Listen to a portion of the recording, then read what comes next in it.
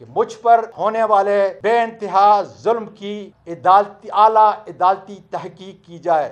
मुझ पर ज्यादती और तशद्दुद का जिम्मेदार राना सनाउल्लाह या मौजूदा हुकूमत नहीं, ये छोटे अदाकार हैं। किसके कहने पर सिर्फ एक ट्वीट से मुझ पर FIR काटी। मैं पाकिस्तान की कौम, पाकिस्तान की आला अदालतें, अपनी बहादुर फौज के सिपाही से लेकर आर्मी चीफ तक, सदर पाकिस्तान जो इस आइन के आर्टिकल 243 के तहत आर्म फोर्सेस के सुप्रीम कमांडर हैं, पार्लियामेंट के तमाम अरकान जो इस मुल्क की इस आइन के तहत सुप्रीम बॉडी है, तो करता हूँ कि मुझ पर होने वाले बेइंतहा जुल्म की आला अदालती तहकीक की जाए।